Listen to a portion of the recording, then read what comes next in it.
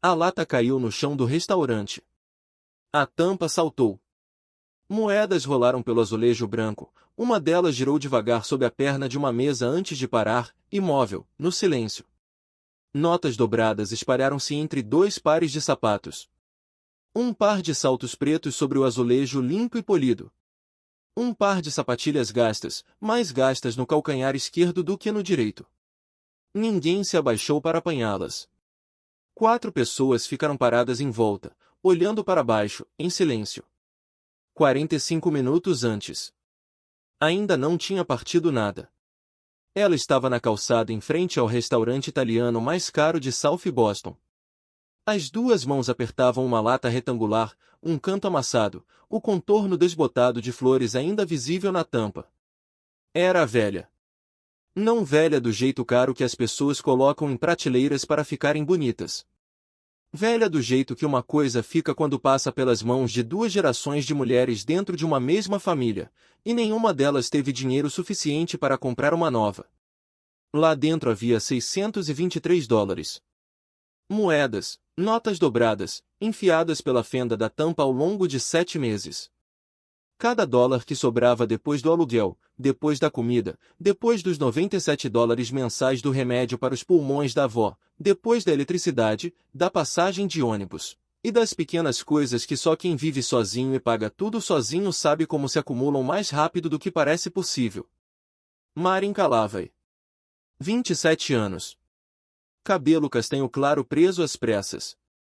Unhas curtas, ainda manchadas de roxo pelo sabão industrial. Um casaco comprado em brechó. Sapatilhas mais gastas no calcanhar esquerdo do que no direito, porque ela apoiava o peso nesse lado quando ficava de pé lavando copos por 6 horas todas as noites. Marin conhecia aquele restaurante. Ela esfregava o chão da cozinha 5 dias por semana, sempre entrando pela porta dos fundos, onde o ar cheirava a gordura e as panelas batiam umas nas outras, e ninguém nunca olhava para ela 2 vezes. Naquele dia, ela estava na porta da frente. Vidro transparente, letras douradas, luz quente transbordando para a calçada como um convite, feito para certas pessoas. Só não para ela. A distância entre a porta dos fundos e a porta da frente do Ilumino era de apenas 15 passos ao redor do canto da parede. Mas esses 15 passos eram mais largos do que qualquer avenida naquela cidade. Ela queria fazer uma reserva. Uma mesa privativa para 2, o menu degustação de 7 tempos na próxima terça-feira, pago integralmente com antecedência. Para sua avó Marta, 76 anos, vivendo com doença pulmonar obstrutiva crônica, precisando de oxigênio todos os dias, e que nunca uma vez na vida tinha se sentado para comer num restaurante. Não porque não merecia. Porque a vida inteira ela esteve ocupada tornando-se digna para os outros, e nunca pensou em sentar-se para si mesma. Marin respirou fundo. Então entrou pela porta da frente. Ela não olhou em volta. Não ergueu os olhos para o teto de madeira escura, nem para as luzes baixas, nem para as toalhas brancas das mesas, nem para as paredes de tijolo exposto que os críticos chamavam de rústico elegante, e que Marin chamava de a parede que ela esfregava toda segunda-feira de manhã para tirar respingos de gordura. Ela foi direto ao balcão de recepção. Falou claramente, sem rodeios, com a voz de alguém que passou a vida inteira praticando dizer exatamente o que precisava, porque nunca teve tempo nem interesse para dizer nada mais. Gostaria de reservar uma mesa privativa para 2 na próxima terça-feira. O menu de 7 tempos. E pago tudo hoje. As 2 moças atrás do balcão trocaram um olhar. Aquele olhar durou apenas meio segundo. Mas aquele meio segundo carregava tudo. Era o tipo de olhar que as pessoas trocam quando já decidiram quem alguém é antes mesmo dessa pessoa terminar a primeira frase. Rápido, ensaiado, a crueldade especial de quem pensa estar sendo discreta quando a sala inteira consegue ver. Paz de Armon, 22 anos, cobriu a boca com a mão, mas um ombro tremeu uma vez. Taranuna, 24 anos, não desviou o olhar, mas também não disse nada. E então, do fundo do salão, Deardra Walsh avançou. A gerente. 40 anos. Blazer cinza. Um sorriso bem moldado, mas sem nenhum calor por trás dele. Deardra gerenciava aquele restaurante havia 3 anos e tinha uma imagem muito clara na cabeça de quem pertencia ao lado de dentro da porta e quem pertencia ao lado de fora. Seus olhos foram primeiro para baixo. Os sapatos. Depois para cima. O casaco. Depois para os lados. A lata, ela disse, com a voz polida e cortês gasta por centenas de vezes de dizer não sem precisar usar a palavra não. Maren, o menu degustação custa $580 antes de impostos e serviço. Talvez a senhora prefira olhar algo um pouco mais adequado. Temos o menu de massas às quintas. $45 por pessoa. Muito charmoso. $580. O número caiu no ambiente, não como uma porta batendo. Pousou mais suave do que isso. Pousou do jeito que alguém abaixa uma corda de veludo entre dois tipos de pessoas e chama isso de atendimento ao cliente. Maren calava e não se moveu. Ela tinha 27 anos. Havia trabalhado 2 empregos por 4 anos. Assistente de cozinha das 7 da manhã às 3 da tarde, naquele mesmo restaurante, na mesma cozinha atrás daquela parede de tijolo. Lavadora de copos das 6 da noite à meia-noite num bar na Avenida Dorchester. Acordava às 6. Chegava em casa à 1 da manhã. Tudo isso para pagar o aluguel, comprar comida, buscar pessoalmente o remédio de Marta na farmácia toda segunda-feira, em vez de pedir entrega, para economizar $12. E esses $12 iam para dentro da lata na prateleira da cozinha, todas as semanas, durante 7 meses. Até aquele dia. Ela tinha ficado em muitos lugares onde as pessoas olhavam para os seus sapatos antes de olhar para o seu rosto. Tinha aprendido faz muito tempo que aquele olhar dizia mais sobre elas do que jamais diria sobre ela. Maren encarou Deardra e disse: Eu sei o preço. Tenho dinheiro suficiente. Quero a reserva. Mas ela não sabia que, nos próximos 45 minutos, aquela lata estaria no chão. Não sabia que sairia daquele restaurante não pela porta dos fundos, mas pela porta da frente, pela segunda vez. Exceto que desta vez, não porque tivesse escolhido, mas porque a tinham expulsado. Ela não sabia que um homem que jamais havia conhecido haveria sentada nos degraus fora do seu próprio restaurante, com a lata no colo e as costas ainda eretas, e que algo naquela forma de sentar bateria numa porta dentro dele que estava fechada havia 25 anos. Ela não sabia que aquela lata velha, um canto amassado, flores desbotadas, a lata de costura de sua avó, seria a coisa que manteria o rei das sombras de metade de South Boston acordado às 3 da manhã, fazendo-o lembrar do cheiro de arroz atravessando a parede de um apartamento em Old Colony, 25 anos atrás, quando ele ainda era um menino faminto. E havia uma mulher que batia na porta todas as noites e nunca perguntava por quê. Maren não sabia nada disso. Ela só sabia que estava ali, com a lata sobre o balcão de mármore, $623 lá dentro, e não ia a lugar nenhum enquanto não tivesse o recibo da reserva para o jantar de aniversário da mulher que a criou com linha, agulha e refeições divididas em 3. Se essa história faz você acreditar que a bondade nunca é desperdiçada, compartilhe com alguém que precisa ouvir isso hoje. Curta o vídeo para que a história chegue a mais pessoas, e se inscreva no canal para não perder as próximas histórias, porque às vezes a história certa, no momento certo, pode mudar a forma como você enxerga tudo ao seu redor. Deardra inclinou levemente a cabeça para um lado. O sorriso ainda estava lá, no formato certo, no lugar certo, mas agora havia ficado mais afiado. Como uma lâmina fina escondida dentro de papel de presente. Maren, eu entendo quanto a senhora ama a sua avó, ela disse. Mas o restaurante tem o direito de recusar atendimento por questões de imagem. Nossos clientes habituais esperam um certo tipo de experiência, e se essa experiência for comprometida, então nós não podemos. Ela não terminou a frase. Não precisava. Seus olhos já tinham dito tudo, desde o momento em que percorreram os calcanhares gastos das sapatilhas de Maren, subiram pelo casaco de brechó, e pararam na lata sobre o balcão de mármore, como se fosse algo fora do lugar num ambiente que nunca foi feito para recebê-la. Maren olhou diretamente para Deardra e disse: Minha avó tem 76 anos. Ela tem doença pulmonar. Precisa respirar com oxigênio todos os dias. Nunca uma vez na vida se sentou para comer num restaurante. Não porque não merecia, porque passou a vida inteira cuidando dos outros e nunca pensou em sentar-se para si mesma. Ela merece um jantar bonito, e eu tenho dinheiro suficiente para pagar por esse jantar. Deardra não se moveu. O sorriso ainda estava lá, mas seu contorno havia endurecido. Eu entendo, mas este não é o lugar adequado para essa situação. Talvez a senhora devesse. Marin cortou. Eu esfrego o chão da cozinha deste restaurante 5 dias por semana. Lavo panelas. Lavo legumes. Tiro gordura da parede de tijolo atrás das suas costas toda segunda-feira de manhã. Eu sei exatamente para quem este restaurante é adequado, porque sou eu quem limpa tudo isso antes de essas pessoas entrarem. O salão ficou parado. Não o silêncio polido de um restaurante elegante numa tarde qualquer. O tipo de silêncio que surge quando algo acaba de ser virado de cabeça para baixo na frente de todos, e ninguém sabe como recolocar de volta do jeito que estava. Paz de Armon ficou congelada, o sorriso desaparecido. Taranum não olhou para as próprias mãos. 2 clientes na mesa perto da janela levantaram os olhos dos copos de vinho. Deardra engoliu em seco. Ela não estava acostumada a ser encarada diretamente por alguém que ela já havia classificado como o tipo que não era para olhar de volta. Ela se recompôs.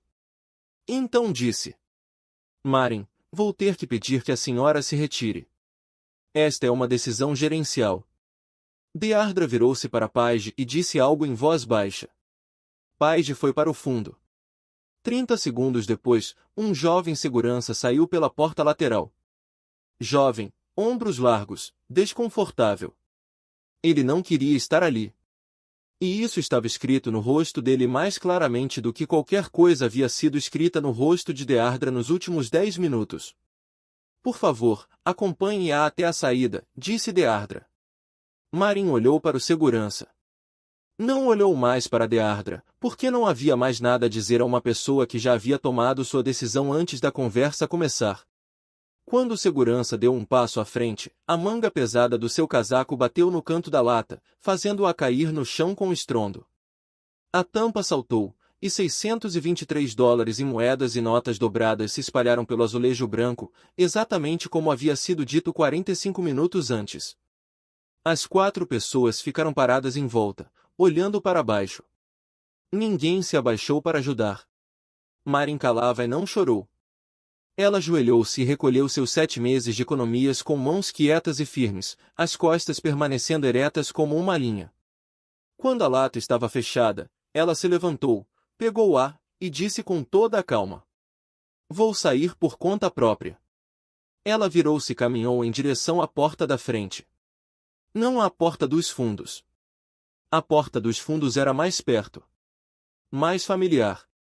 Muito mais fácil, porque era a porta pela qual ela havia passado milhares de vezes, e ninguém jamais a olhava 2 vezes quando ela entrava por ali. Mas ela não foi para a porta dos fundos. Foi para a frente. A mesma porta pela qual havia entrado. Ela a empurrou. Vidro transparente. Letras douradas. Luz quente caindo sobre seus ombros para a calçada. Ela pisou para fora. Não baixou a cabeça. Não acelerou o passo. Não olhou para trás. Atrás dela, Deardra dizia algo para Tar em voz baixa e rápida. A voz de alguém tentando se convencer de que tinha razão. Atrás dela, o jovem segurança ficou parado na porta, observando Marin com o rosto de um homem que havia acabado de presenciar algo que lembraria por muito mais tempo do que imaginava. Marin não sabia nada disso. Ela conhecia a calçada sob seus pés. Conhecia a lata nas mãos, mais pesada agora do que quando havia entrado, porque carregava o peso adicional dos últimos 15 minutos. Ela sentou nos degraus de concreto ao lado da entrada principal do Ilungno. Colocou a lata no colo. As 2 mãos repousaram sobre a tampa. Suas costas continuaram eretas. Uma tarde de terça-feira. South Boston passava à frente dela. Pedestres, carros, uma buzina ao longe. O cheiro de café vindo do café 3 portas abaixo. Ninguém olhava para ela. Uma mulher sentada num degrau em South Boston numa terça-feira à tarde não era o tipo de cena que despertava perguntas na mente das pessoas que passavam. Ela não chorou. Não ligou para ninguém. Não sabia qual seria o próximo passo. Só sabia que não ia a lugar nenhum, porque a lata ainda estava cheia. E Marta ainda não tinha seu jantar de aniversário. E se não fosse naquele restaurante, seria em outro. Mas seria no restaurante, porque ela havia feito essa promessa para si mesma havia 7 meses. E ela não era o tipo de pessoa que quebrava promessas para si mesma. Ela ficou ali, a lata sobre o colo, a postura inabalável, e não sabia que alguém estava caminhando em sua direção. Brennan Maguire caminhava pela calçada vindo do café da Moira, 3 portas abaixo do Illuminio. Um café preto na mão direita, sem açúcar, sem creme, o mesmo de todas as tardes em que parava ali nos últimos 4 anos. Porque Moira tinha conhecido sua mãe nos tempos de Old Colony e sempre perguntava por ela quando ele entrava. Ele nunca anunciava sua chegada ao restaurante. Nunca. 15 anos no mundo em que vivia haviam lhe ensinado que a versão mais verdadeira de qualquer coisa só aparecia quando ninguém sabia que estava sendo observado.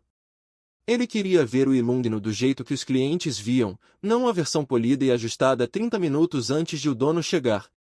Brennan era alto, ombros largos, casaco preto, sem terno. Uma cicatriz leve atravessava a ponte do nariz, lembrança de uma noite 12 anos atrás que ele nunca contou para ninguém e ninguém jamais se atreveu a perguntar. Seus olhos varriam. Acontecia antes que tivesse tempo de pensar. Antes que tivesse tempo de decidir se queria varrer ou não. Como um batimento cardíaco, como respirar. Do jeito que um homem que viveu muito tempo na escuridão aprende a ler tudo em 3 segundos. Porque 3 segundos podem ser a diferença entre chegar em casa e nunca mais chegar. Nos primeiros 3 segundos ao olhar para um cômodo, uma rua, um canto de bar, ele já sabia quem era perigoso, quem estava fingindo, quem estava com medo, quem escondia algo atrás das costas. 3 segundos. Ele havia vivido por esses 3 segundos durante 15 anos. Mas os 3 segundos daquela tarde foram diferentes. Ele a viu antes de chegar à porta do Illuminio. A mulher sentada nos degraus de concreto ao lado da entrada do seu restaurante. O cabelo preso num coque apressado. Um casaco fino contra o vento. As sapatilhas surradas contando a história de longas horas em pé diante de uma pia. Uma lata velha no colo, as 2 mãos segurando a tampa. Ela estava sentada com os ombros abertos, esperando. Não chorando. Não olhando para o celular. Não esperando por ninguém. Ela estava sentada ali com a postura de uma pessoa que não estava se encolhendo, não estava implorando, não estava performando nada para quem passava. Apenas sentada no espaço entre ter sido recusada e ainda não saber o que faria a seguir. E naquele espaço, ainda mantinha as costas eretas, como se fosse a última coisa que deixaria partir. E ela ainda não havia decidido deixar partir. 3 segundos. Brennan conseguia ler muitas coisas em 3 segundos. Conseguia ler perigo em 3 segundos. Conseguia ler uma mentira em 3 segundos. Conseguia ler medo em 3 segundos. Mas naqueles 3 segundos, ele leu outra coisa. E seus passos desaceleraram, depois pararam por completo. Havia algo naquele jeito de sentar. Na quietude peculiar ao redor dela. Na força silenciosa sustentada na linha reta da sua espinha. Na maneira como as 2 mãos repousavam sobre a tampa da lata, não para segurá-la, mas para ancorar-se. Ele havia visto aquilo antes. Há muito, muito tempo atrás. Não conseguia alcançar exatamente onde. Estava na camada mais funda da memória, onde as coisas mais antigas afundam e só emergem quando algo no presente acidentalmente vibra na mesma frequência. Ainda não conseguia nomear. Mas algo dentro dele reconhecia. Do jeito que se reconhece um cheiro antigo. Antes que a mente consiga dizer de qual quarto era, de qual pessoa, de qual estação da sua vida. Brennan ficou parado na calçada, 4 passos atrás dela. O café na mão direita. Ela não levantou os olhos. Não sabia que ele estava ali. Não sabia quem ele era. Não sabia que ele era o dono do restaurante que acabará de expulsá-la. Estava apenas sentada nos degraus, a lata no colo, as costas eretas, pensando em qual restaurante aceitaria o seu dinheiro em seguida. Brennan olhou para ela por mais um momento. Então deu um passo à frente. O que aconteceu? Não era uma pergunta. Não havia ponto de interrogação na voz dele. Apenas duas palavras postas no meio de uma tarde de terça-feira como uma porta aberta que a pessoa do outro lado podia escolher atravessar ou não. Maren levantou os olhos. Viu um homem que não conhecia. Casaco preto, cicatriz leve na ponte do nariz, café na mão, olhos fixos nela, sem pena, sem curiosidade barata, sem olhar passageiro. Olhando direto para ela. Ela não tinha razão nenhuma para falar com um estranho na calçada de South Boston numa tarde de terça. Mas ele não perguntou se ela estava bem. Não perguntou se precisava de ajuda. Ele perguntou o que havia acontecido. E aquilo era um tipo diferente de pergunta. Por que não presumia que ela era fraca? Apenas presumia que algo havia acontecido. E ela olhou para ele e decidiu responder. Respondeu brevemente.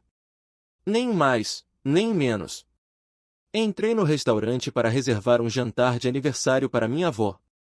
Tinha o dinheiro. Recusaram. Chamaram segurança. Saí por conta própria. Ela disse aquilo do jeito que dizia tudo na vida. Exatamente o que precisava ser dito. Nenhuma palavra a mais. Porque havia vivido tempo suficiente com a realidade para saber que a realidade não precisava de decoração. Brennan ouviu. Não perguntou mais nada. Olhou para as portas de vidro do ilumino atrás dela. As letras douradas. A luz quente.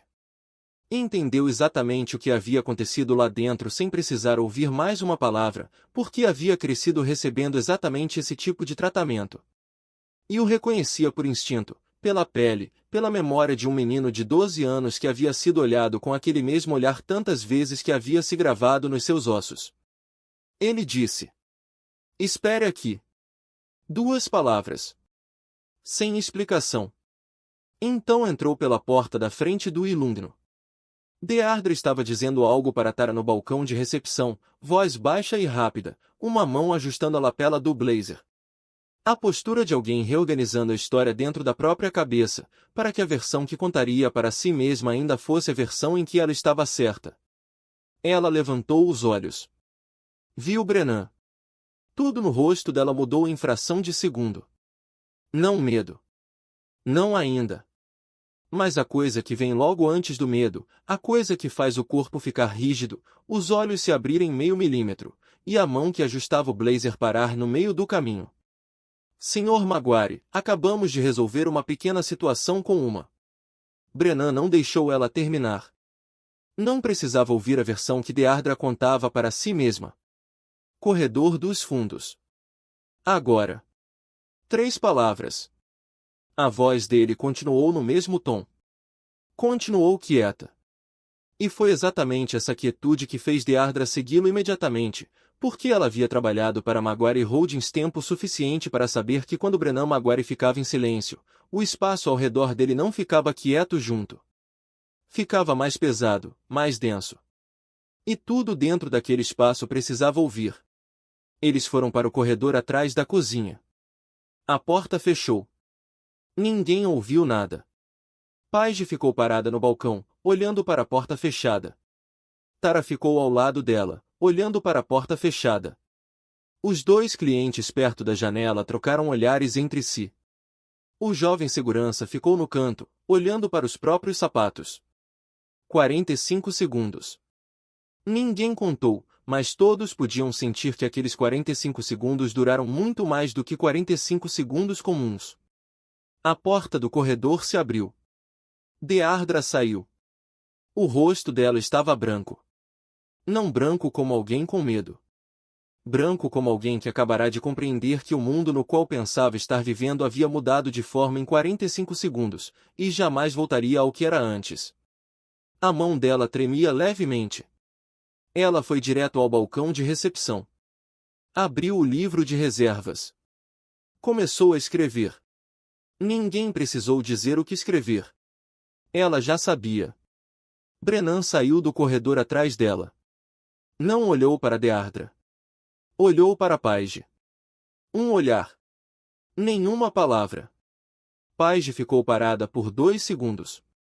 Então foi para o fundo, pegou a bolsa, pegou o casaco, e saiu pela porta dos fundos em menos de 3 minutos, sem dizer uma palavra para ninguém. Brennan olhou para Tara, a moça de 24 anos que não havia sorrido quando Marin foi humilhada.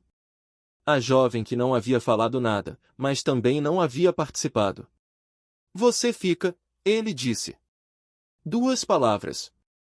Então voltou para fora pela porta da frente. Marin ainda estava sentada nos degraus, a lata no colo, as costas eretas. Ela levantou os olhos quando ele saiu. A mesa está reservada. Na próxima terça-feira. Menu de 7 tempos para 2. Você vem e paga. Marin olhou para ele. Quem é você?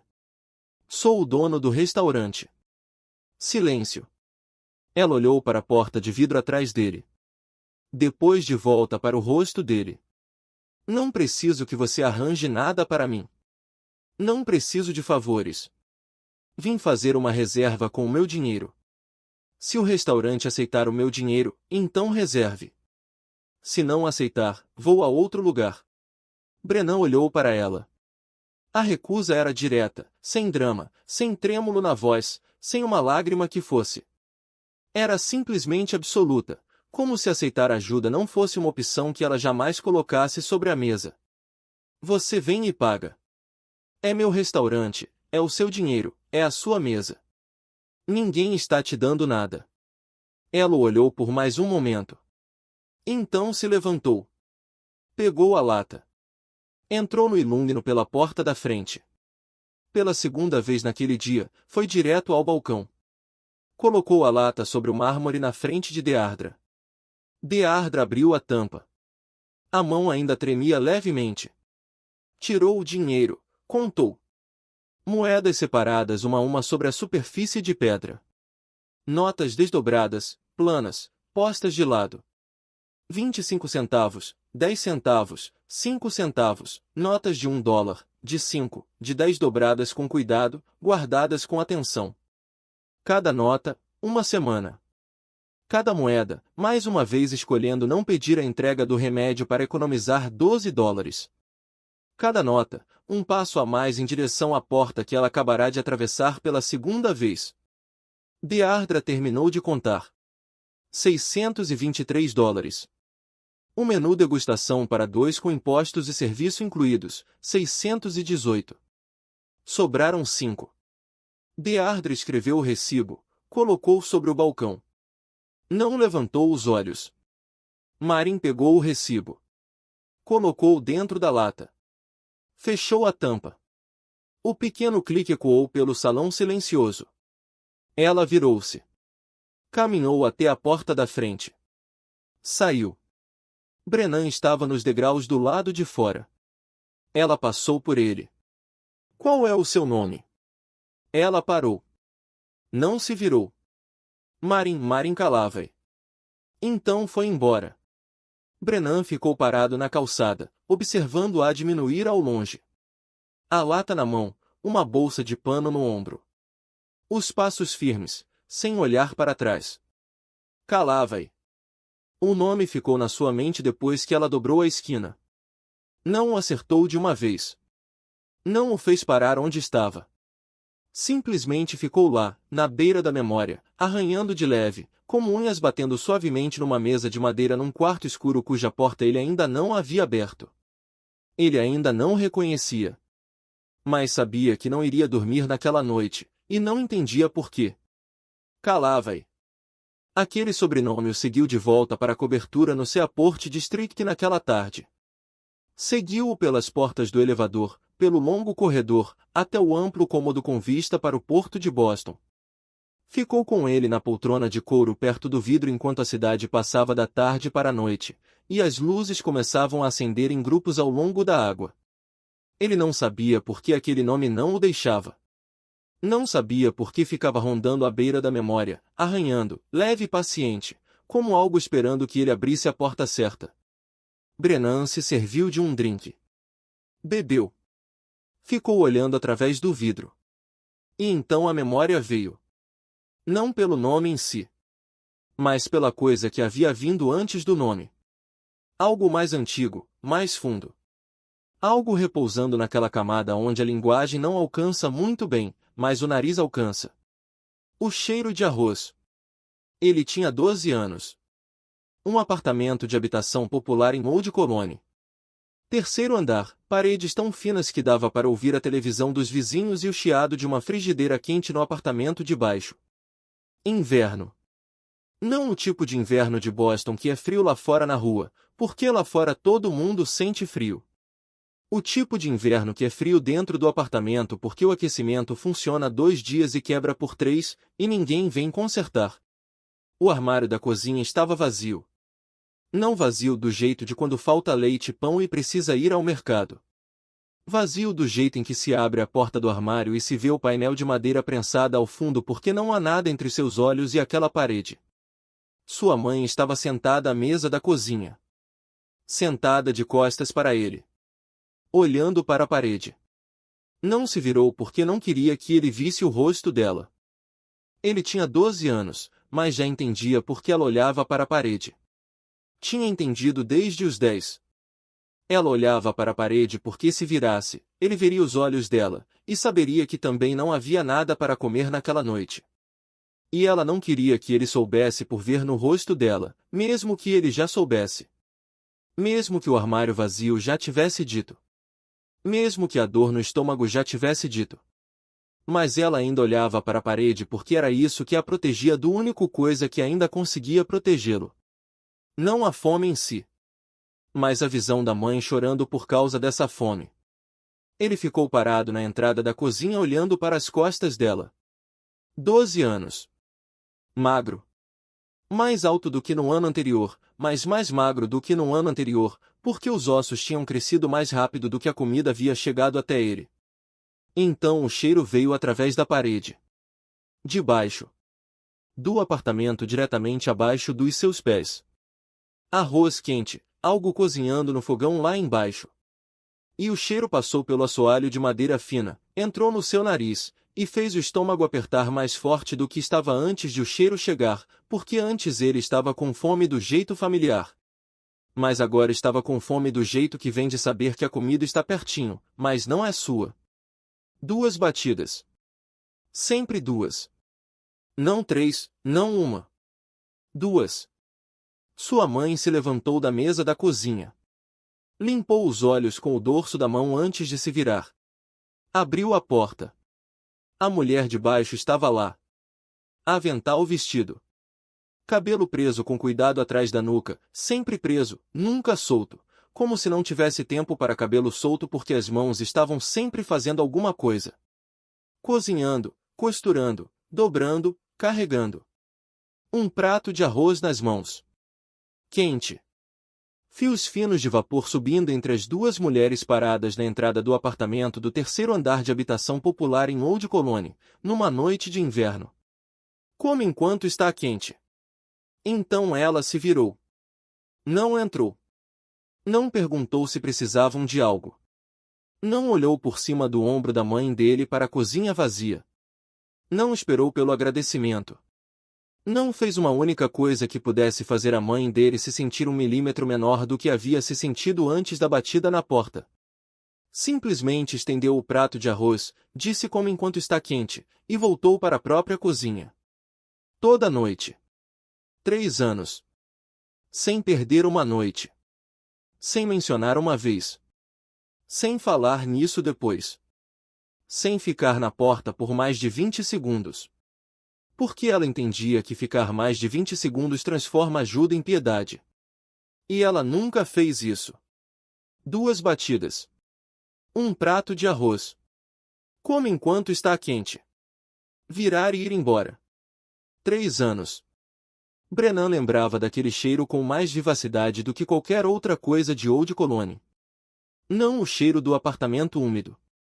Não o cheiro da tinta velha nas paredes. Não o cheiro do corredor compartilhado depois da meia-noite. O cheiro de arroz quente através da parede. Aquele cheiro era como ele sabia que alguém se importava, antes mesmo da batida chegar. Chegava antes do som. Escorregava pelo assoalho de madeira, pela parede, pela fresta embaixo da porta. E dizia ele que lá embaixo havia uma mulher de pé ao fogão cozinhando a quarta porção de arroz daquele dia. A porção que não era para a própria família. A porção destinada ao apartamento de cima, onde uma mãe sentava olhando para a parede e um menino de 12 anos ficava parado na entrada da cozinha com fome suficiente para fazer as costelas doerem. Atrás dela, sobre a mesa da cozinha, havia sempre uma lata retangular. Um canto amassado, tampa solta, flores desbotadas impressas do lado de fora. A lata de costura. Ele a via toda a noite por cima do ombro dela, enquanto ela ficava na porta entregando aquele prato de arroz para a mãe. A lata estava sempre lá sobre a mesa da cozinha, como algo permanente. Como a própria mesa. Como o fogão. Como a mulher em si. Sempre lá, toda noite, durante 3 anos. O nome dela era Marta. Marta Calavai. Marta Calavai. Agora o nome completo ficou no meio da cobertura como uma pessoa real, de carne e osso. Brennan estava sentado na poltrona de couro, o copo de uísque sobre a mesa ao lado. Boston iluminada do além dos vidros, do 23º andar. E aquele nome ficou na sua frente e olhou e recusou-se a ir embora. Calavai. Naquela tarde, na calçada, ele havia ouvido o sobrenome, e tinha apenas arranhado de leve. Agora não arranhava mais. Havia rasgado direto até o fundo. Por que não foi o sobrenome que abriu a porta? Foi a lata. Aquela lata de costura surrada, com amassado familiar e as pétalas desbotadas, era a mesma que havia visto centenas de vezes por cima do ombro dela em Old Colony. A mesma lata. As mesmas flores desbotadas. O mesmo canto amassado. 25 anos depois, estava repousando no colo de uma mulher de 27 anos do lado de fora do seu restaurante, e ele havia ficado ali com um café na mão, 4 passos de distância, sem saber. Ele pousou o copo. A mão estava firme, porque a mão de Brennan Maguire estava sempre firme. 15 anos num mundo onde mão trêmula significava fraqueza e fraqueza significava morte haviam lhe ensinado a manter as mãos calmas em qualquer circunstância. Mas dentro dele não havia nada calmo.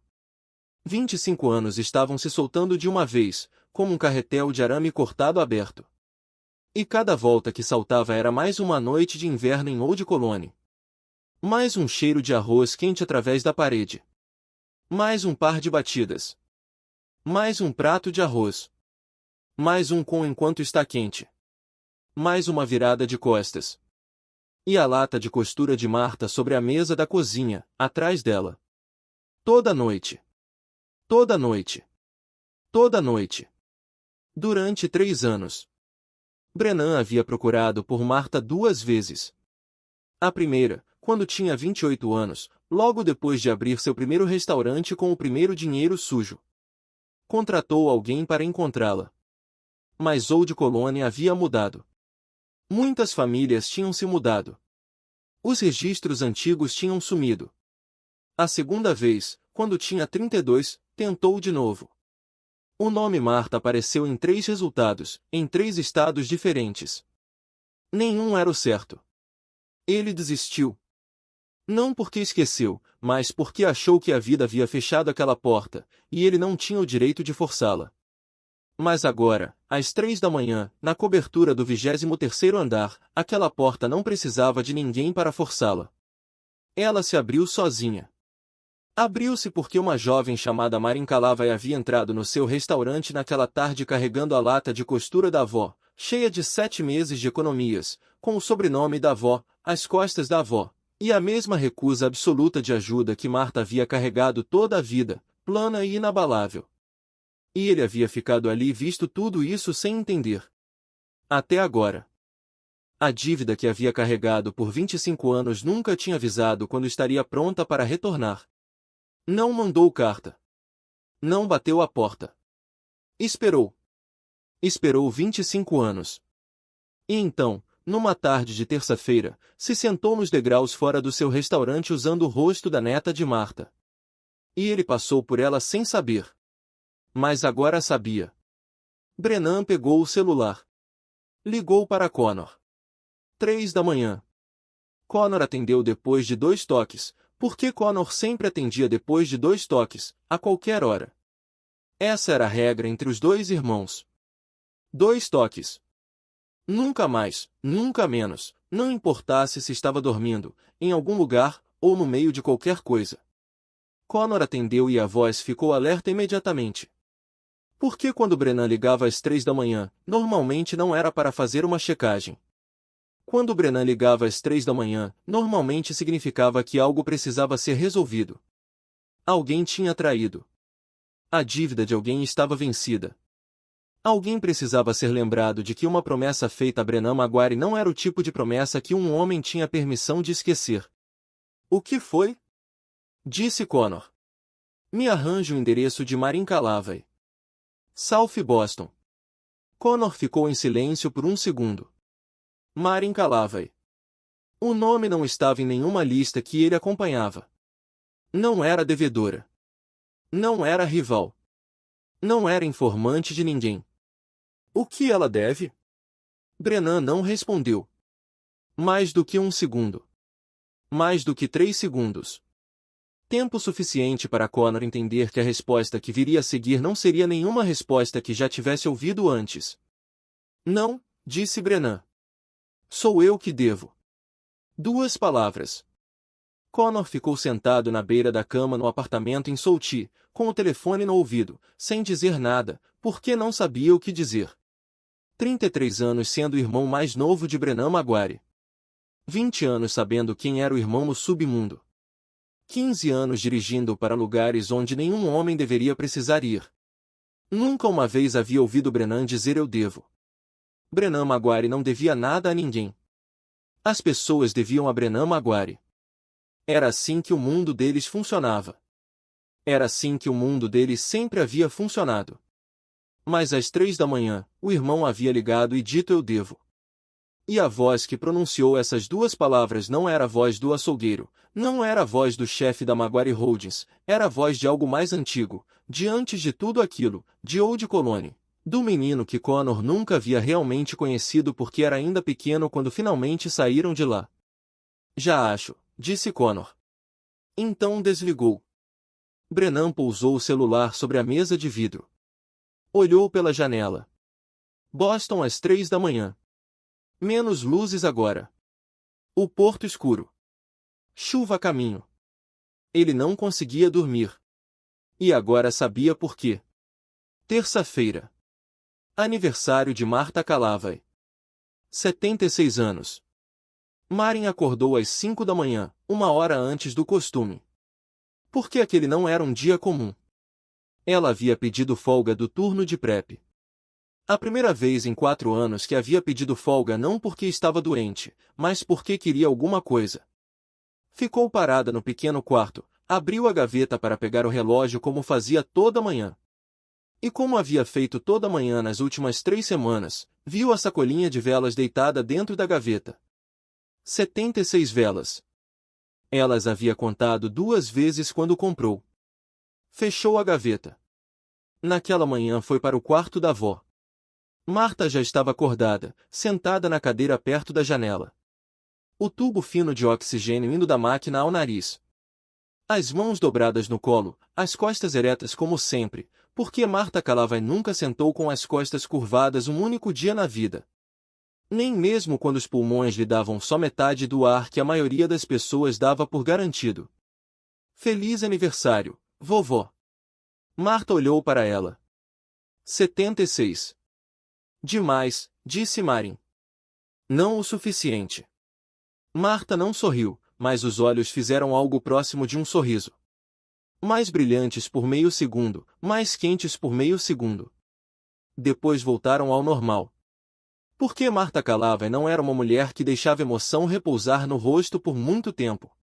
Marin abriu o guarda-roupa e tirou a blusa mais bonita da avó. Cinza, limpa, passada, sem furos, sem desgaste. Era a blusa que Martha usava apenas para ir ao hospital ou quando alguém vinha visitar, o que significava raramente, porque muito poucas pessoas vinham visitar. Marin pôs a blusa sobre a cama. Marta olhou para a blusa. Depois olhou para Marin. Para onde você está me levando? Já te disse. Para um restaurante esta noite. Marin, eu não preciso de restaurante. Você cozinha para mim. Disse com a mesma voz que usava para tudo o que lhe dizia respeito. Suave, descartando o assunto, como se as próprias necessidades fossem a coisa mais insignificante no cômodo, não merecedoras de incomodar ninguém. Não estou pedindo sua opinião. Estou te informando. Marta olhou para a neta por um longo momento. Então pressionou os lábios. Os olhos acenderam de novo. Ela havia perdido. Sabia que havia perdido. Perdia do mesmo jeito que havia perdido todas as discussões com Marin nos últimos 27 anos. Não porque era mais fraca, mas porque Marin havia herdado dela exatamente a mesma teimosia que Marta nunca havia encontrado uma forma de derrotar, porque vinha dela. Marta olhou para a blusa sobre a cama. Então fez algo que não fazia com frequência. Levantou-se devagar da cadeira, uma mão apoiada no braço da poltrona. O tubo de oxigênio arrastando atrás. Ficou de pé, foi até a cama por conta própria, pegou a blusa cinza e a segurou contra o peito. Ficou olhando para ela por um longo instante. Ela estava se preparando para algo destinado a ela mesma. Não se arrumando para o hospital. Não se arrumando para um visitante. Se arrumando para sair a um lugar bonito porque a neta queria que ela fosse. E porque hoje ela tinha 76 anos, e talvez 76 merecesse uma noite diferente de todas as outras. Marta ficou de pé perto da cama, a blusa contra o peito, e sorriu pequeno, para si mesma. Não para ninguém ver. Vou buscar o remédio. 30 minutos. Não vai a lugar nenhum. Onde eu iria? Disse Marta. Marin foi até a farmácia na Avenida Dorchester, como fazia toda segunda-feira. Mas hoje era terça, porque queria que Marta tivesse remédio suficiente antes do jantar. 30 minutos. 10 de ida, 10 de espera, 10 de volta. Ela havia percorrido aquele caminho centenas de vezes. E em todas essas centenas de vezes, Marta estava sempre em casa quando ela voltava. O apartamento estava quieto. Marta estava sozinha. Ela colocou a blusa de volta sobre a cama. Virou-se em direção à cadeira perto da janela. Sentou. A luz da tarde caía pela janela sobre as próprias mãos. Ela tossiu. Leve no começo. Depois não tão leve. A tosse durou mais do que de costume, mais funda do que de costume, vindo de algum lugar no peito. Ela conhecia aquilo muito bem, havia vivido com isso por 3 anos. Mas hoje era diferente. Não parou quando ela queria que parasse. Continuou, e o peito foi apertando, e o ar foi se tornando algo pelo qual ela precisava lutar, em vez de algo que chegava por conta própria. Ela alcançou o braço da cadeira. A mão escorregou. Ela deslizou da cadeira. Os joelhos bateram no chão primeiro. Depois as mãos. Depois o quadril. Marta estava no chão do pequeno apartamento em South Boston. A luz da tarde ainda caindo pela janela no lugar onde ela havia acabado de estar. A cadeira vazia. O tubo de oxigênio esticado. E ela não conseguia respirar. O celular estava no chão ao lado da perna da cadeira. Marin sempre o deixava ali porque tinha medo exatamente deste momento. Os dedos de Marta encontraram a tela. 911. Ela pressionou antes de a visão embaralhar, porque Marta calava e havia vivido 76 anos fazendo o que precisava ser feito antes que o corpo tivesse a chance de recusar. A ambulância chegou às 14h31. Marin chegou em casa às 14h40, a sacola do remédio na mão. Ela abriu a porta. A porta estava destrancada. Entrou. A cadeira perto da janela estava vazia. A luz da tarde caía sobre a cadeira vazia. A máquina de oxigênio zumbia ao lado dela porque ninguém havia desligado. No chão, o celular da avó estava virado com a tela para baixo, ainda acesa, 911 ainda visível. A blusa cinza estava sobre a cama. Passada. Limpa. Intocada. Marin ficou parada no meio do apartamento vazio. A sacola do remédio escorregou da mão. Ela não a apanhou. Olhou para a cadeira vazia. Olhou para a máquina de oxigênio zumbindo. Olhou para o celular virado no chão. E o mundo se moveu sob os seus pés do jeito que só se move quando se chega em casa e a pessoa que você mais ama já não está mais ali. E tudo no cômodo é exatamente igual, exceto pela única coisa que mais importava. Boston Medical Center.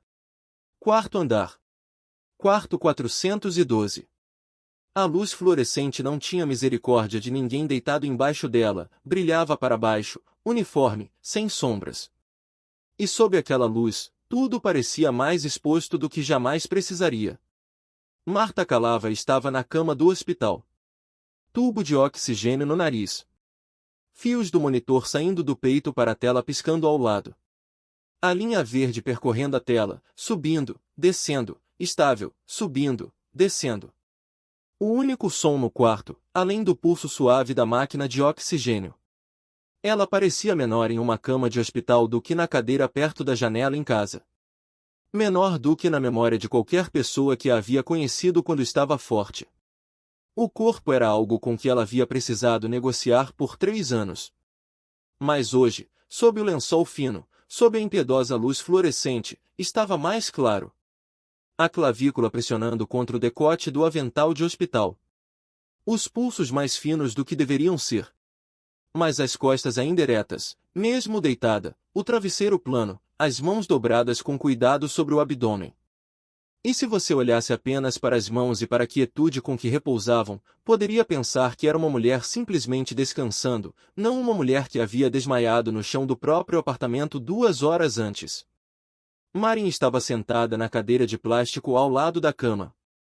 Cadeira dura, fria, o tipo que nenhum hospital projeta para sentar por muito tempo porque ninguém quer imaginar que as pessoas precisarão sentar ali por muito tempo. A bolsa de pano no colo. Dentro da bolsa, a lata. Dentro da lata, os $5 que sobraram e o recibo da reserva do Ilungno. Terça-feira, 19 horas, menu degustação de 7 tempos para 2. Eram agora 4 da tarde. 3 horas até o jantar de aniversário da avó. A avó estava numa cama de hospital com um tubo no nariz. Marin olhava para ela. Estava sentada ali desde as 3, desde o momento em que correu do apartamento até o hospital de ônibus porque não tinha carro. E no ônibus ela não chorou porque não chorava em público. E quando chegou a emergência e disseram que Marta estava estável e sendo transferida para o 4º andar, ela ainda não chorou, porque estável não era o mesmo que bem. Estável só significava que não estava pior.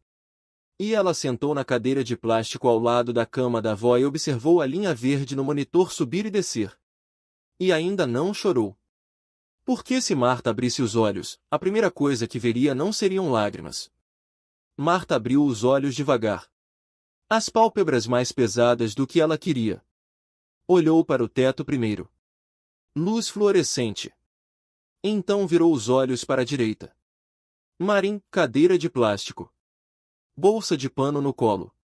Olhos secos, mais vermelhos ao redor, porque existem coisas que o corpo faz mesmo quando você não lhe dá permissão para chorar. Marta olhou para Marin e leu o rosto da neta em um segundo, como havia feito por 27 anos. Então disse, com a voz mais rouca do que o habitual, mas ainda direta, ainda Marta. Não me olha assim. Ainda estou aqui. Marin abriu a boca, fechou de novo, porque se falasse agora, a voz quebraria. E a coisa que Marta mais detestava era vê-la chorar.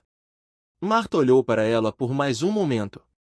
Então olhou para a bolsa de pano no colo de Marin. Ela sabia o que estava dentro daquela bolsa. Sabia do recibo dentro da lata. Sabia que hoje era o próprio aniversário. E estava aqui deitada, em vez de sentada no restaurante que a neta havia passado 7 meses economizando para levá-la. Ela sabia tudo isso. Não vou morrer hoje. Marin olhou para ela. Liga e cancela a reserva, disse Marta. Remarca para a semana que vem. Deitada numa cama de hospital. Tubo no nariz. Monitor piscando ao lado. E Marta Calava estava preocupada em cancelar uma reserva de jantar. Não preocupada consigo mesma. Preocupada com Marin, preocupada que Marin perdesse o depósito, ou a mesa, ou algo que havia construído durante 7 meses. 76 anos, numa cama de pronto-socorro, e ainda pensando em outra pessoa antes de si mesma. Marin riu. As lágrimas vieram enquanto ria. Porque às vezes o corpo não espera a permissão. Faz as duas coisas ao mesmo tempo. Ri e chora. Porque as duas coisas são verdade e as duas precisam de um lugar para ir. Está preocupada em cancelar o jantar enquanto está deitada aqui. Estou aqui, mas não vou a lugar nenhum, disse Marta. Semana que vem como os 7 tempos. Não cancela. Remarca. Silêncio. O monitor piscou. A máquina de oxigênio respirou suavemente. A luz fluorescente se espalhava uniforme sobre as duas. A avó na cama, neta na cadeira de plástico. E o recibo do jantar das 19 horas estava dentro da lata, dentro da bolsa de pano no colo de Marin, como 3 camadas enroladas em volta de uma promessa ainda não cumprida. Então houve uma batida na porta. 2 batidas. Marin se virou. Brennan Maguire estava na entrada do quarto 412. Casaco preto, sem terno. Na mão, um pequeno buquê, o tipo vendido na loja de presentes do hospital no andar de baixo. Papel de embrulho fino, margaridas brancas, alguns caules verdes. O tipo de flor que ninguém compra quando teve tempo de se preparar. Mas todo mundo compra quando não teve tempo de preparar mais nada. Marin olhou para ele. O que você está fazendo aqui? A voz não era raivosa, nem assustada. Era apenas a pergunta direta de uma mulher sentada ao lado da cama da avó no hospital, que não entendia por que o dono do restaurante que a havia expulsado outro dia estava agora parado na porta de um quarto de hospital com margaridas brancas na mão. Brennan não olhou para Marin. Estava olhando para a velha senhora na cama. Naquela manhã ele havia ido ao apartamento de Marin. Connor havia encontrado o endereço às 6 da manhã. Brennan chegou às 10. A porta estava aberta. A cadeira perto da janela, vazia. A máquina de oxigênio zumbindo ao lado de onde ninguém sentava. A blusa cinza sobre a cama, passada, intocada por ninguém. Ele entendeu. Connor verificou os 3 hospitais mais próximos em 40 minutos. Boston Medical Center. 4º andar. Quarto 412. E agora ele estava na porta, e a velha senhora na cama estava olhando para ele. Marta olhou para o rosto de Brennan. Não um olhar de passagem. Não do jeito que uma velha senhora olha para um estranho entrando num quarto de hospital. Ela olhou do jeito que olhava para tudo na vida. Direto. Claro. Sem rodeios. E algo atravessou os olhos dela mais rápido do que pensamento.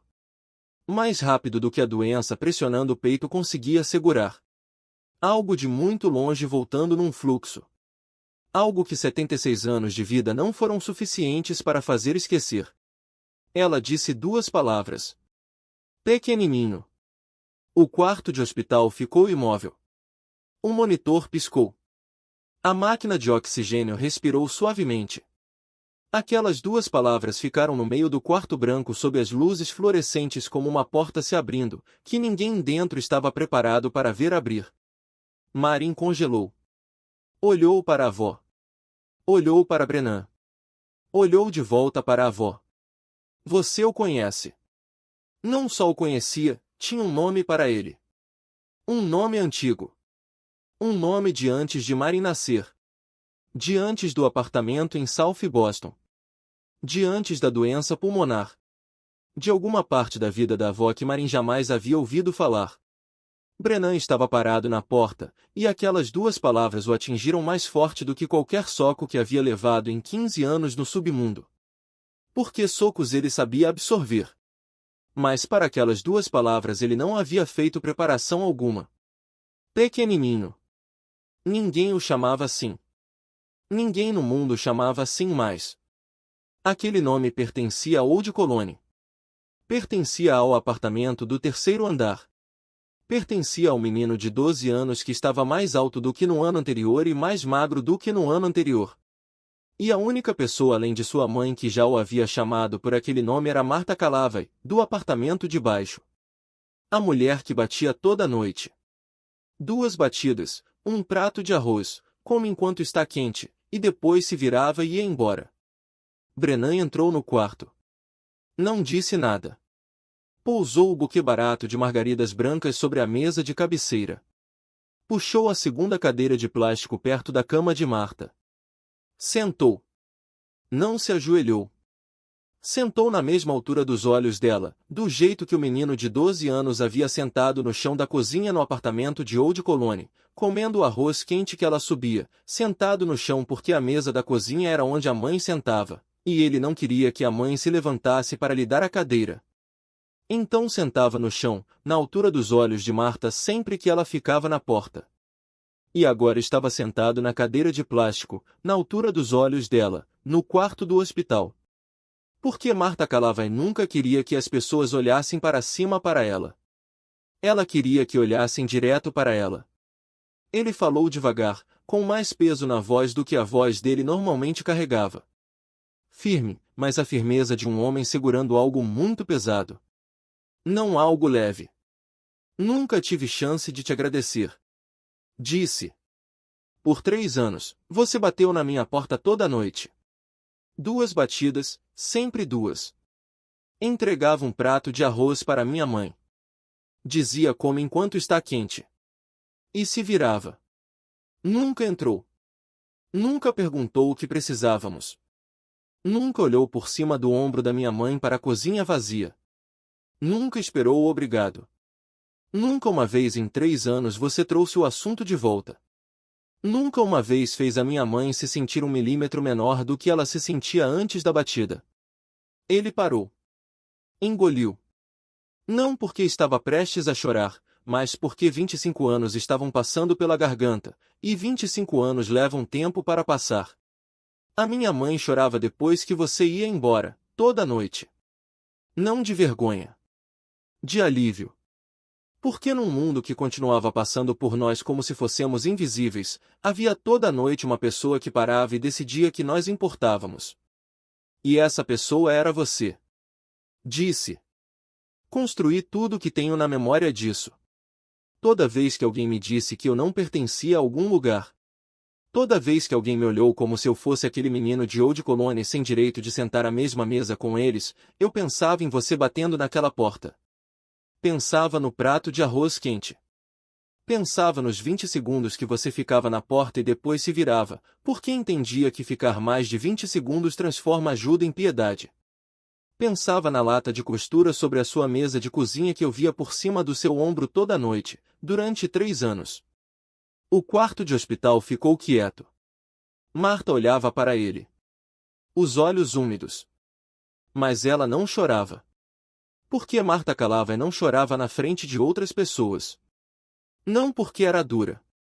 Mas porque havia passado a vida inteira sendo forte para os outros. E hábitos assim não param simplesmente porque você está numa cama de hospital.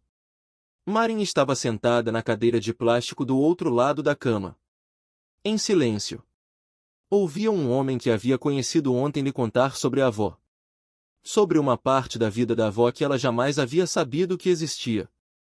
3 anos de bater na porta de um vizinho toda noite e subir um prato de arroz quente para uma mãe solteira e o filho de 12 anos. Ela havia vivido com Marta por 27 anos. Nunca uma vez Marta havia dito uma palavra sobre aquilo. Marin falou em voz baixa.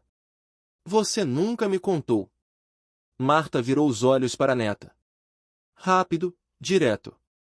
A voz seca, imediata, sem uma fração de hesitação, porque isso não era algo sobre o qual precisava pensar. Era algo que ela sabia com mais clareza do que quase qualquer outra coisa que havia sabido na vida. Contar o quê? Os vizinhos estavam com fome, então eu cozinhei arroz. O que tem para contar? 10 palavras. O quarto de hospital ficou quieto depois dessas 10 palavras. O monitor piscou. A máquina de oxigênio respirou. Aquelas 10 palavras ficaram no centro do quarto, e ninguém disse mais nada porque ninguém precisava. Aquelas 10 palavras já carregavam tudo. Os 76 anos inteiros de Martha Callaway. Todo o jeito que ela enxergava o mundo. O motivo pelo qual fazia o que fazia. E o motivo pelo qual jamais pensou que havia algo a contar. Os vizinhos estavam com fome, então eu cozinhei arroz. O que tem para contar? Martha levantou a mão devagar. Uma mão fina, os ossos dos dedos visíveis sob a pele. A agulha do soro colada nas costas da mão com uma tira de fita médica branca. O tubo subindo até a bolsa de soro pendurada no suporte de inox ao lado da cama. Ela colocou a mão na bochecha de Brennan. A mão estava quente. Não quente porque o quarto estava quente, porque não estava. O quarto tinha aquela frieza de hospital que ninguém conserta porque ninguém fica tempo suficiente para reclamar. A mão estava quente porque sempre foi quente. Desde 25 anos atrás, quando estendia um prato de arroz por uma porta toda a noite. Quente agora, repousando na bochecha de um homem de 37 anos sentado numa cadeira de plástico na mesma altura dos seus olhos, num quarto de hospital. Aquela mão era quente porque havia passado uma vida inteira fazendo as coisas que mantêm uma mão quente. Cozinhando arroz, consertando roupas, dobrando cobertores, carregando coisas para os vizinhos, abraçando a neta. 76 anos fazendo isso haviam mantido as mãos dela quentes, mesmo enquanto o resto do corpo ia esfriando. Martha olhou para Brennan. Direto. Claro. Os olhos úmidos mas sem derramar, porque Martha Callaway controlava as lágrimas do jeito que controlava tudo na vida. Com força pura. O armário da sua cozinha estava vazio. Eu tinha uma porção a mais. O que havia de complicado nisso? 14 palavras. Brennan ficou imóvel. A mão dela na bochecha, quente, leve. E aquelas 14 palavras responderam à pergunta que havia carregado por 25 anos sobre por que ela havia feito o que fez. Havia pensado nisso em milhares de noites. Havia construído todo tipo de explicação para isso na cabeça. Bondade, sacrifício, nobreza. E Martha Callaway, deitada numa cama de hospital, disse. O armário da sua cozinha estava vazio. Eu tinha uma porção a mais. O que havia de complicado nisso? Sem bondade. Sem sacrifício. Sem nobreza. Só simplicidade. Você estava com fome. Eu tinha arroz. Então trouxe. O que havia de complicado nisso? Brennan não disse nada. Porque aquelas 14 palavras acabavam de fazer algo que 25 anos de pensamento nunca haviam conseguido. Reduziram tudo ao tamanho real pequeno nos olhos dela. Enorme nos olhos dele. E a distância entre essas duas formas de ver era a distância entre quem dá e quem recebe. Ela jamais entenderia por que ele estava emocionado, porque na cabeça dela não havia nenhuma grande história. Era só arroz. Martha manteve a mão na bochecha dele. Olhou para ele e algo mudou nos olhos dela. Mais devagar agora, mais pesado, como se estivesse indo da memória para o presente. Do menino de 12 anos para o homem de 37 sentado à sua frente. E ela queria saber onde aquele menino tinha ido nos últimos 25 anos, e que tipo de homem havia se tornado. Ela perguntou, com a voz mais devagar do que em qualquer frase daquela conversa, mais pesada. Esta era a pergunta que guardava no coração para qualquer criança que a havia ajudado a criar. A única pergunta que importava. A que faria estivesse deitada numa cama de hospital, sentada na cadeira perto da janela, ou de pé nos degraus de Old Colony. Porque aquela pergunta não dependia de lugar. Dependia apenas do tipo de pessoa que ela era. Você construiu alguma coisa que valesse a pena? 7 palavras. Brennan olhou para ela. Chefe do crime de metade de South Boston. O açougueiro. O homem que metade da cidade temia e a outra metade devia. Jogo ilegal, extorsão, empréstimos, dinheiro sujo lavado por uma cadeia de restaurantes e lavanderias. A Maguire Holdings. 15 anos construindo um império onde nem todo tijolo era limpo, nem todo dólar era limpo, nem toda decisão era uma que o menino de 12 anos comendo arroz no chão da cozinha em Old Colony teria se orgulhado. Você construiu alguma coisa que valesse a pena? Ele poderia ter mentido. Mentia todos os dias. Para a polícia. Para sócios. Para bancos. Para o mundo. Mas não mentiu para a mão repousando na sua bochecha, porque aquela mão o havia alimentado com verdade durante 3 anos, e ele devia a ela ao menos a verdade em troca. Estou tentando. Nem tudo foi limpo. Marta olhou para ele. Sem piscar, sem franzir a testa, sem acenar, sem sacudir a cabeça. Olhou para ele do jeito que olhava para tudo na vida. Direto, claro, sem ilusão, sem julgamento, sem perdão. Porque julgamento não era seu papel. E perdão também não. Ela não era padre. Não era juíza. Era Marta Calavai. Cozinhava arroz para vizinhos com fome. E perguntava às crianças que havia alimentado se tinham construído algo que valesse a pena. E se a resposta não era de todo sim, ela não julgava e não perdoava. Ela disse a única coisa que precisava ser dita. Então continue tentando. 4 palavras. Não absolvição. Não bênção. Não sinal verde. Apenas 4 palavras.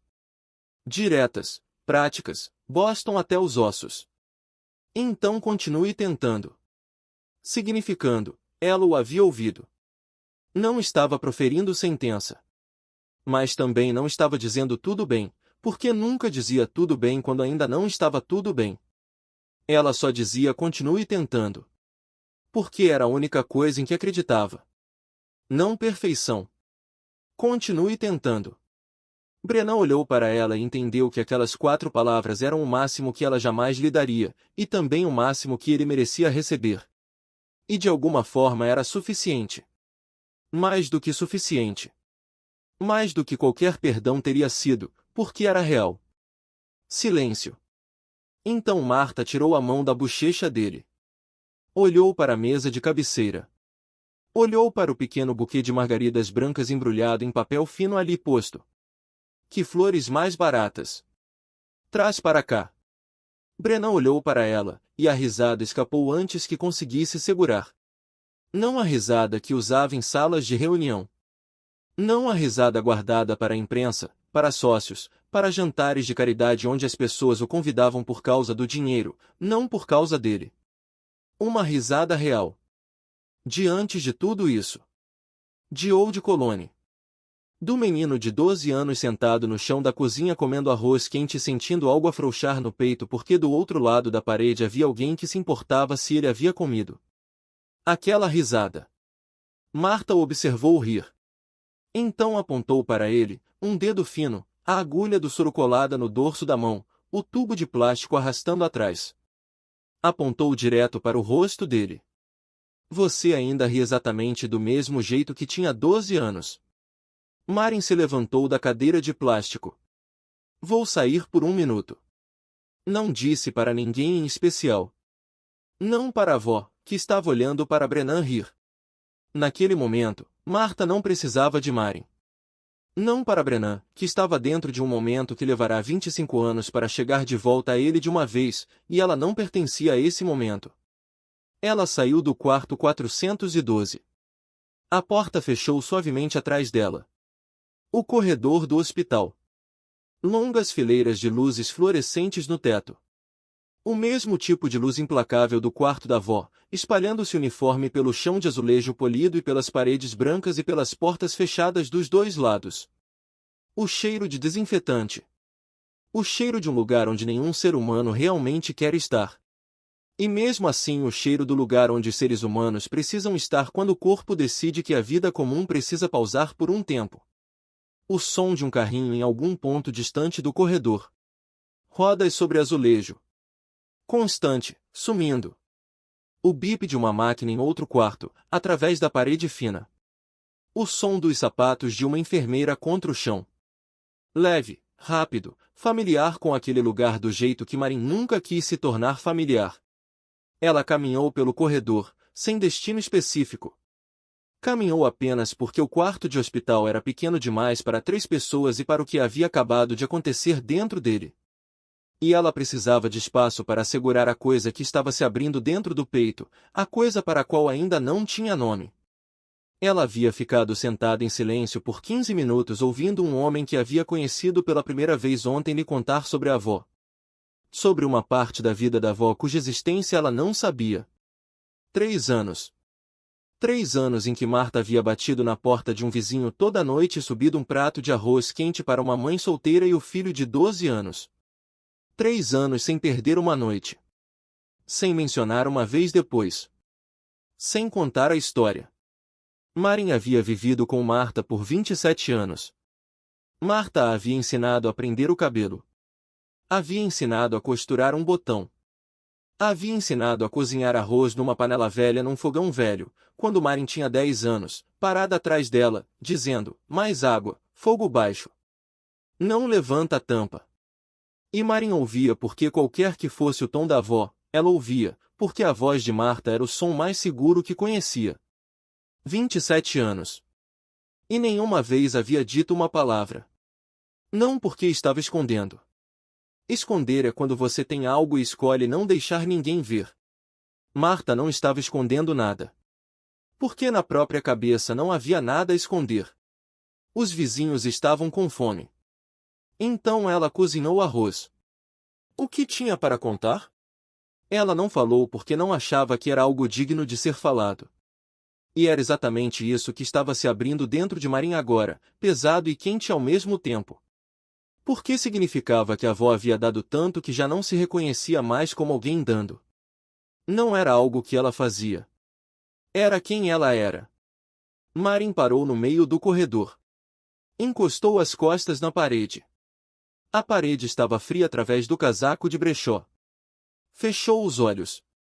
E ali parada, sob as luzes fluorescentes do quarto andar do Boston Medical Center, ela viu algo que nunca havia realmente visto antes, mesmo que estivesse lá a vida inteira. Marta. 3 anos batendo toda noite para alimentar crianças com fome do lado de cima. Nunca contando, nunca trazendo o assunto de volta, nunca uma vez. A mãe dela. Kate Calavai. Trabalhando o turno da noite numa fábrica de embalagens de alimentos das 10 da noite às 6 da manhã para que Marin pudesse ter plano de saúde e Marta pudesse ter dinheiro para o remédio. Toda noite a mãe beijava a testa dela antes de sair, cheirando a sabão barato e cansaço. E toda manhã quando Marin acordava, a mãe já estava dormindo, porque o turno da noite tirava tudo, exceto o motivo pelo qual a mãe trabalhava o turno da noite. A mãe dava algo embora toda noite. A saúde. O sono. O tempo. Até a última noite em que o caminhão levou a última coisa que ainda havia sobrado para dar. A mãe nunca contou essa história tampouco. Nunca teve a chance. Se foi cedo demais. 32 anos. Marin tinha 9. E agora Marin 27 anos. 7 meses economizando cada dólar na lata de costura da avó. $12 por semana economizados buscando o remédio pessoalmente em vez de pagar entrega. Cada mês cortando um pouco mais do orçamento de comida, da passagem de ônibus, das pequenas coisas que ela abriu mão para que a lata ficasse um pouquinho mais pesada. 7 meses sem contar para ninguém. Sem postar foto da lata em nenhum lugar. Sem mencionar para os colegas de trabalho. Sem mandar mensagem para ninguém dizendo estou economizando para o aniversário da vovó. Sem esperar que ninguém soubesse. Sem esperar que ninguém a elogiasse. Ela era o próximo elo na corrente. A avó dava sem contar. A mãe dava sem nunca ter tido a chance de contar. Ela dava sem precisar contar. 3 gerações de mulheres numa mesma família, e nenhuma das 3 havia dito uma palavra sobre o que entregava de si. Não porque escondiam. Mas porque, na cabeça das 3, não era algo digno de ser falado. Marin ficou de pé no corredor do hospital, as costas na parede fria, os olhos fechados. E pela primeira vez na vida, ela enxergou a linha reta que unia a avó, a mãe, e ela mesma num fio que ninguém precisava ver para existir. E entendeu. Pela primeira vez, entendeu por que não havia chorado quando Deardra a expulsou do restaurante. Porque havia saído pela porta da frente em vez dos fundos. Porque havia sentado nos degraus com as costas eretas e a lata no colo, sem se encolher. Não porque era forte. Porque Marta havia lhe ensinado. Não com palavras. Marta nunca assentou e disse: Marin, você precisa ser forte. Precisa manter a dignidade. Precisa ficar ereta quando as pessoas tentarem te dobrar. Ela nunca disse isso. Ela fez isso. Todo dia levantava cedo, cozinhava arroz, consertava roupas, pagava o aluguel, tomava o remédio, sentava com as costas eretas na cadeira perto da janela, nunca reclamava, nunca performava o próprio sofrimento, nunca deixava a Marin vê-la fraca, porque acreditava que a única maneira de ensinar alguém a viver era vivendo na frente dessa pessoa. E Marin havia visto. Por 27 anos, havia visto. E agora, parada no corredor do hospital, entendeu que a dignidade não é algo que os outros te concedem. Não é algo que Deardra podia tirar com um sorriso polido.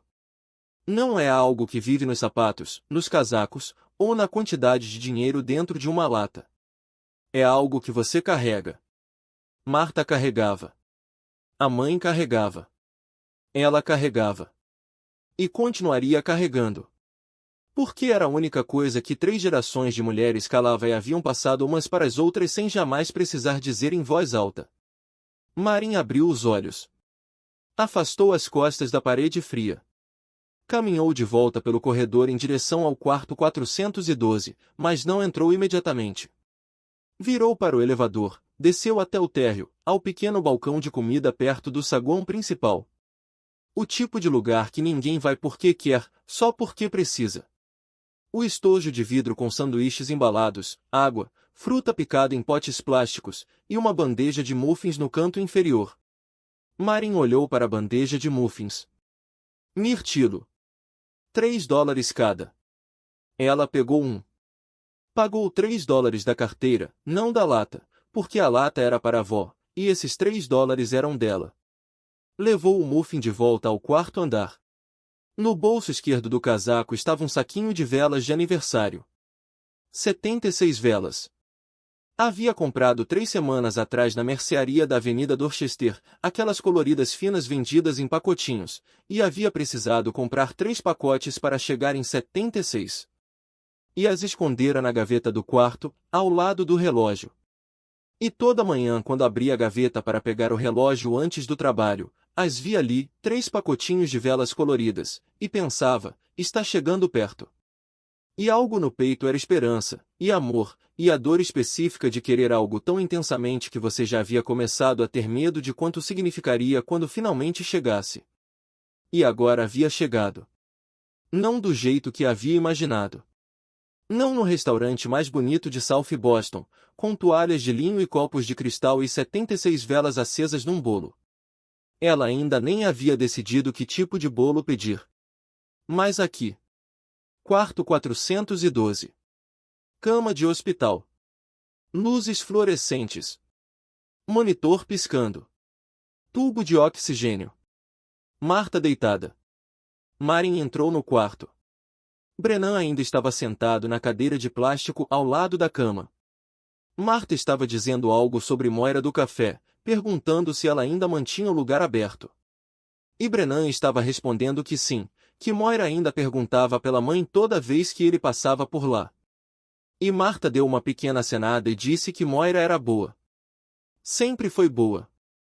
E a conversa era tão comum que quase não parecia real, porque 10 minutos antes essas duas pessoas tinham estado falando de 25 anos de dívida e pratos de arroz.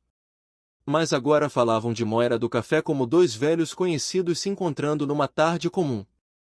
Marin pousou o muffin sobre a mesa de cabeceira. Marta olhou para o muffin. Marin tirou o saquinho de velas do bolso do casaco. 76 velas. Olhou para elas na mão. Olhou para o muffin. Olhou para o quarto de hospital. Sabia que não podia acender 76 velas num quarto de hospital. Sabia do detector de fumaça no teto. Sabia do oxigênio no quarto. Sabia de tudo. Tirou uma vela. Só uma. Fincou no centro do muffin de mirtilo de $3. Tirou um isqueiro do bolso, porque sempre carregou um. Não porque fumasse. Mas porque Marta havia usado um fogão a gás antigo que precisava ser acendido na mão, e Marin havia mantido o hábito mesmo depois de a avó trocar para fogão elétrico. Acendeu a chama. A velhinha pegou. Queimou. Uma luz amarela tremulante no quarto branco do hospital. Uma vela sobre um muffin de $3 sobre a mesa de cabeceira. Para uma mulher de 76 anos deitada numa cama de hospital com um tubo no nariz, numa tarde de terça-feira, o próprio aniversário, no quarto 412, sob luzes fluorescentes sem misericórdia. Marta olhou para a vela. Só uma vela. Uma vela representa 76, disse Marin, apaga. Marta olhou para a neta. Olhou para a vela.